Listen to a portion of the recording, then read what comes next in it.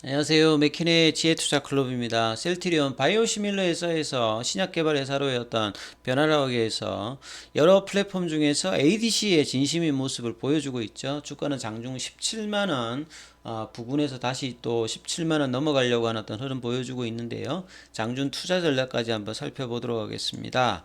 먼저 차트를 통해서 보시게 되면 장중에 16만 9,800원, 지금 16만 9,600원 정도인데요. 분봉상으로 보시게 되면 아침에 이제 30분 봉상으로 보게 되면 갭다운 음봉이 좀 나왔다가 지금 이제 오전장 끝나고 나면서 다시 이제 17만원 부근대로 좀 올라오는 흐름들을 보이고 있습니다. 항상 이제 주가가 보면 셀트리온 같은 경우 올라가면 이렇게 음봉으로 눌리는 어떤 물량들이 있는데요. 어제 오늘도 이런 흐름을 보여주고 있고, 어제 이제 공매도 매매 비중이 전일보다 좀 늘은 어떤 흐름이었는데요. 지금 장중에는 프로그램 쪽은 일단 소폭 일단 매수세 흐름이 나오는데, 이틀 동안 외국인들이 일단 매수세가 들어왔는데 오늘 장중에는 외국계가 매도세 흐름이 나오고 있습니다만, 자, 이 부분들을 지금 이제 그래도 양봉이 나오고 난 다음에 음봉, 오늘은 일단 장중 양봉의 흐름으로 거래량 그렇게 어제보다 지금 이제 옷장 봐야 됩니다만 거래량은 좀 줄어져 있습니다만 일단 양봉의 흐름으로 17만원 부근에 이제 있는 어떤 흐름을 보여주고 있다. 이렇게 지금 주가 흐름은 보여주고 있죠. 그래서 셀트리온의 오늘 기사를 좀 살펴보면요. 뭐 특별한 기사라기보다 최근에 이제 셀트리온이 양봉을 낼 때 셀트리온과 셀트리온 헬스케어가 이 각각 500억, 250억, 작년보다는 뭐 작습니다만 그래도 이제 주총을 앞두고 이제 주주 환원, 주주가치 제고, 그 다음에 보통 이제 코리아 디스카운트 뭐 이런 이야기들도 하는데요.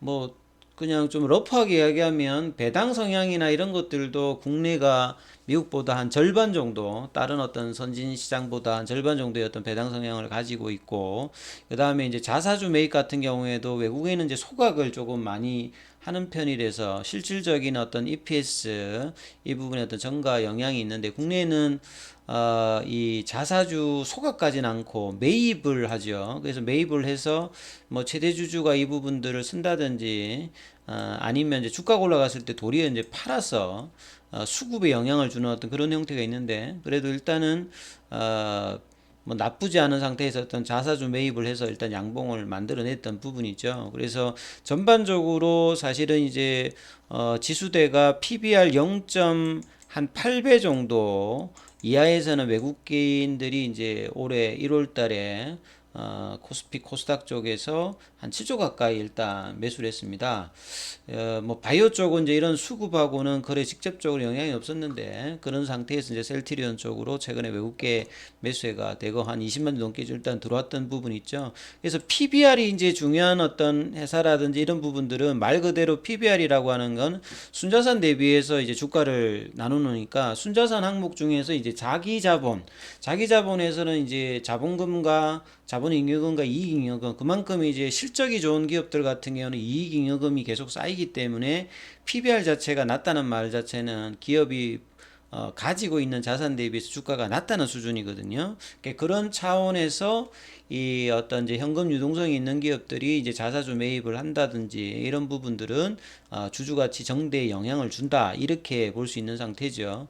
그리고 이제 2월 초에 FMC의 어떤 결정들 자체가 처음으로 제롬 파월 연준회장이 디스인플레이션 이야기를 했습니다. 이게 명확한 용어는 아닌데 인플레이션을 좀 주는데 이게 디플레이션까지 가지 않는 수준을 디스인플레이션이라는 용어를 하는데, 이 부분을 이제 최초로 이제 언급을 했기 때문에 시장에서는 계속 이제 이 성장주들 금리 단에 영향을 받는 부분들이 조금 이제 강세 흐름을 보여주고 있는데, 유독 국내에서는 성장주의 대표적인 바이오 쪽이 안 움직이고 있다는 게 상당히 조금 이제 밸류에이션 대비 저평가는 있습니다만 수급이 원활하지 않는 어떤 흐름인데, 그런 상태에서 이제 이런 자사주 매입 같은 경우는 상당히 좀 긍정적으로 최근에 좀 보여서 일단 양봉 흐름이 나왔다, 이렇게 뭐 판단이 되어지죠.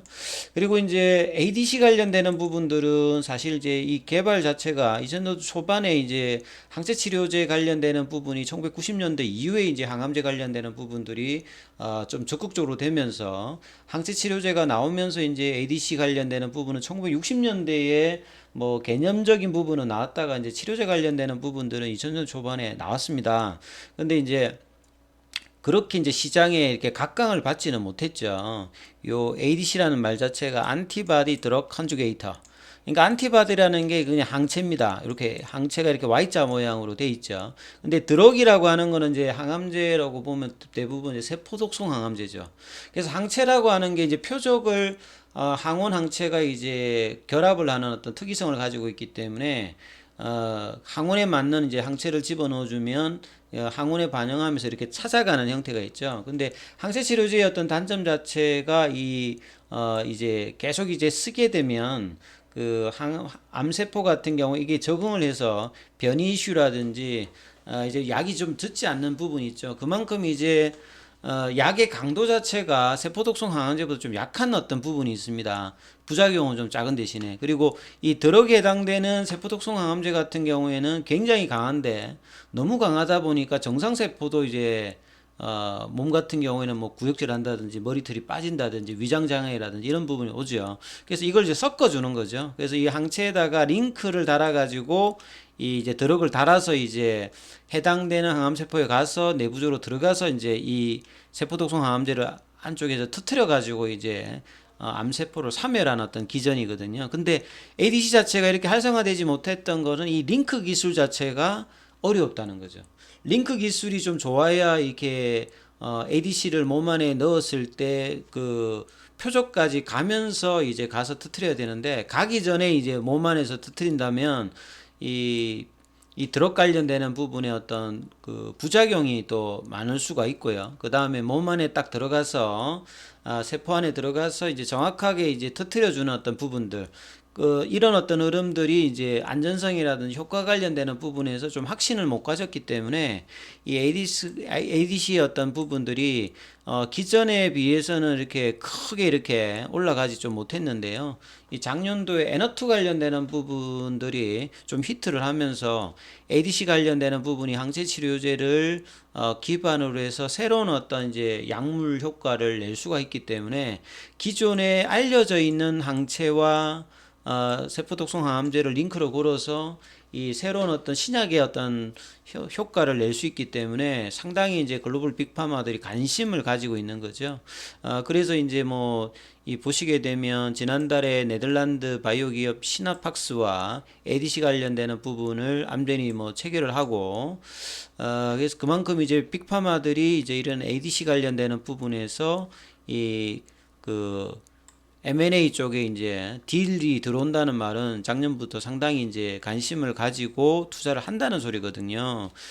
그래서 이제 차세대 치료제로 ADC의 어떤 개발이 잇따라고 있다는 말은 플랫폼을 통해서 기존의 자기 약물들을 활용할 수 있기 때문에 상당히 조금 관심이 증가되는 부분이고, 그래서 이제 뭐 이런 빅파마들 뿐만 아니라 국내에서는 이제 셀트리온이 과거에 이제 셀트리온 그 연구소에 있었을 때도 이 ADC 관련되는 부분에 좀 관심이 많았죠. 그래서 이미 2021년도에 이제 ADC 관련해서 익수다 쪽에 투자도 했고, 최근에 이제 미래에셋과 컨소시엄을 구성해서 이 성장사다리 이제 뭐 펀드를 통해 가지고 추가적으로 또 해서 이제 최대 지분까지 인수를 하는 어떤 형태를 보였죠. 그래서 앞서 2000년 초반에 이제 첫 치료제가 나오고 난 다음에 기존에 뭐 캐사일라라든지 뭐 이런 것도 있었습니다만 크게 이렇게 각광을 못 받았어요. 그만큼 초기의 어떤 효능이라든지 이 안전성, 링크 기술이 뛰어나야 되는데 이게 이제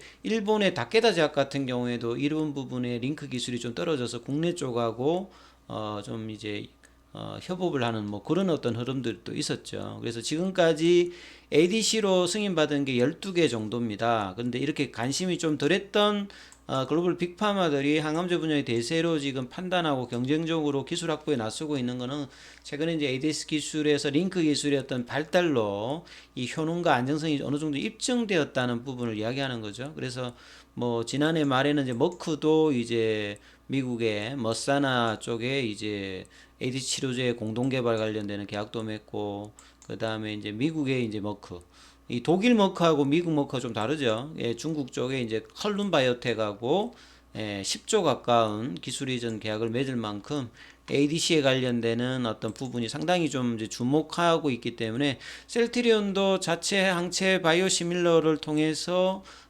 이제 항체 관련되는 부분의 어떤 경험과 기술과 생산에 관련되는 부분이 있기 때문에 이 링크 기술을 통해서 이 ADC 관련되는 개발을 할 수 있는 아주 중요한 어떤 기반이 다져져 있죠. 그리고 이제 작년도에는 피노바이오 쪽의 ADC 기술 관련되는 부분에서도 기술 제휴를 하면서 이제 뭐 항암제 개발 관련된 계획을 낼 정도로 상당히 이제 ADC가 셀트리온 입장에서는 메인이 될 수 있는 어떤 부분이 신약 개발 회사로서 중요하다 이렇게 봐야 됩니다.